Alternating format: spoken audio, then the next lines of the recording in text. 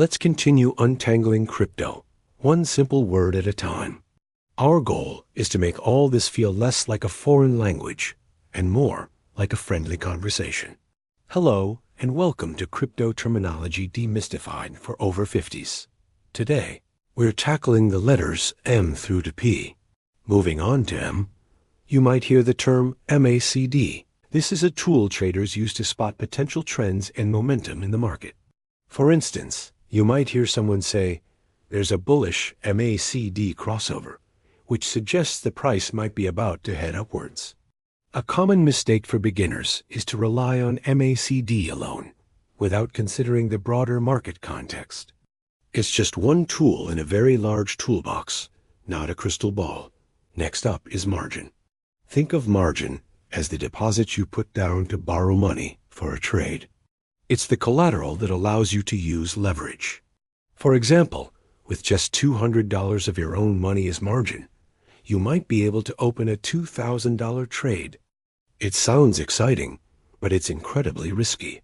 The biggest mistake you can make is using your entire balance as margin.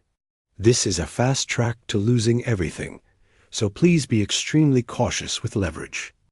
Imagine you borrowed money to buy crypto, and the value of your investment drops. A margin call happens when your account falls below the minimum required balance. You'll have to deposit more money or sell assets to cover the loss. For example, if you bought $1,000 of Bitcoin on margin, Bitcoin drops, and your broker asks for more funds to keep your position open. That's a margin call.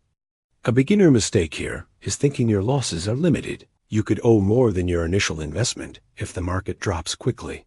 Then we have market cap, which is short for market capitalization. This is a simple formula. You take the price of a single coin and multiply it by the total number of coins in circulation. So, if a coin is worth $10 and there are 10 million of them, the market cap is $100 million. It gives you a sense of the project's overall size. A rookie error here is to look at the market cap, but completely ignore something called supply inflation. If a project can create a lot more coins, it can dilute the value, and the market cap alone won't tell you that story. Moving on, let's talk about a market order. This is the simplest type of trade. It's an instruction to buy or sell an asset immediately at the best available price. If you want to buy some Bitcoin right this second, you'd place a market order. The danger? Using market orders when there isn't much trading activity, what we call low liquidity. You could end up paying a much higher price than you expected because there just aren't enough sellers at the current price. Meme coins are fun, but potentially highly dangerous. Cryptocurrencies inspired by internet memes and jokes like Shiba Inu. Miners are like the accountants of the blockchain. They verify transactions and keep the network secure, earning rewards for their work. In terms of Bitcoin, a Bitcoin miner solves a complex puzzle to add a block of transactions to the blockchain and earns Bitcoin as a reward. The beginner mistake is assuming mining is free or easy. Mining requires expensive equipment and an enormous quantity of electricity. Minting, such as Ethereum, is the process of creating new tokens or NFTs on a blockchain. It is proof of stake and is energy efficient, using stake tokens to validate. Here's a fun one you've probably heard. Moon. When someone says a coin is going to the moon or has mooned, they mean its price has shot up dramatically and very quickly. For example, a token might double in price overnight. It's the dream everyone chases. But the classic beginner mistake is expecting every single coin to moon. Most don't. Chasing these moonshots is more like gambling than investing, so it's wise to keep your expectations grounded. Ever heard the phrase, "not your keys, not your crypto"? Let's break down what a non-custodial wallet is, because it's super important. Think of it like this. You are your own bank. With a non-custodial wallet, you and only you have control over your private keys.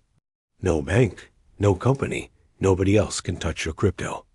Examples you might know are hardware wallets, like a ledger, or software wallets, like Trust Wallet. When you use one of these, you are the sole person who can access your funds. This is powerful, but it also comes with a huge responsibility. No one can freeze your account, but also no one can help you if you mess up. Here's the number one mistake beginners make: losing their private key or seed phrase and thinking there's a customer support line to call. There isn't. If you lose those keys, your crypto is gone forever. So be your own bank, but be a very, very careful one. Protect those keys. An FT, short for non-fungible token, is a unique digital asset stored on a blockchain that represents ownership of a specific item, for example, art, collectibles, in-game items, and cannot be replaced with an identical item. An option is a contract giving you the right, but not the obligation, to buy or sell an asset at a set price by a set date. For instance, you buy a Bitcoin option allowing you to buy Bitcoin at $80,000 anytime this month, even if the price rises to $85,000. A common oversight is thinking buying an option means owning the crypto. It doesn't. You only have the right to buy or sell. Let's shift to the order book. This is a real-time list of all the buy and sell orders for a specific cryptocurrency on an exchange. The buy orders are called bids, and the sell orders are called asks. You might hear a trader say, there's a large sell wall at the resistance level, meaning a lot of people are trying to sell at a certain price, which could stop the price from rising further. However, a common mistake is believing that all these walls are real. Sometimes, big players place huge orders they have no intention of filling, just to manipulate the market. Finally, we have the term pair. In crypto trading, you're always trading one asset for another. This is called a trading pair. For example, you might trade ETH for USDT, written as ETH/USDT. The first asset is what you're buying or selling, and the second is what you're using to measure its value. A frequent point of confusion for newcomers is forgetting which asset they're measuring their profits in. If you're trading the ETH/USDT pair and the chart goes up, it means Ethereum is getting more valuable compared to the US dollar.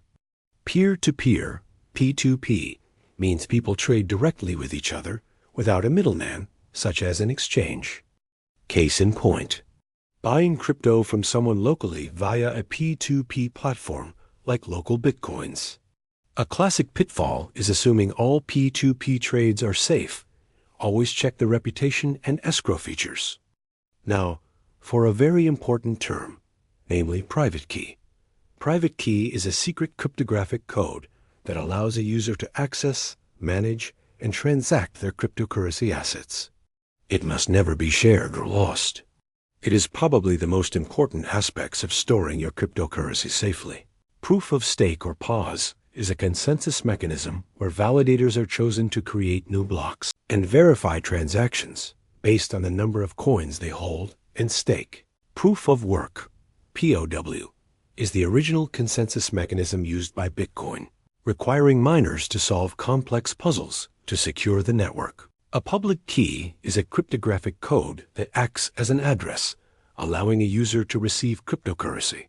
It is safe to share with the reciprocal party as it is used for deposits into and transfers from your accounts. Last for P is the important but scary term pump and dump.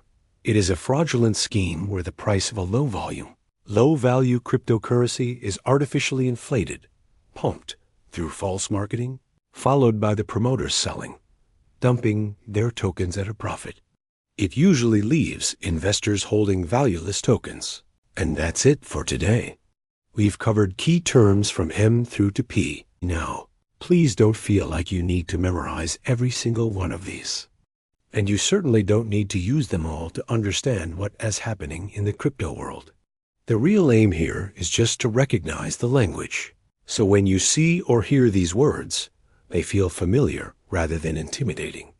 Honestly, if you've grasped even half of these terms, you're already way ahead of where most people start their journey. The reason this terminology matters isn't about sounding clever or impressing anyone at a dinner party. It's about avoiding confusion, preventing simple mistakes, and reducing unnecessary risk. When you understand the words, you understand the decisions you're making. And that's how you stay in control of your own money and your own choices, which is the entire point of this series. We want you to feel empowered, not overwhelmed. If you found this breakdown helpful, and you'd like more simple explanations just like this, please like and consider subscribing to the channel. We add new videos at a steady, easy pace, so you'll have plenty of time to digest everything. Take your time. Feel free to revisit this video or any others in the series if you need to, and always remember, this isn't a race. Crypto isn't about speed. It's about understanding. In the next video, we'll complete the terminology series from Q to Z, bringing everything together. Thanks so much for watching, and I look forward to seeing you in the next video.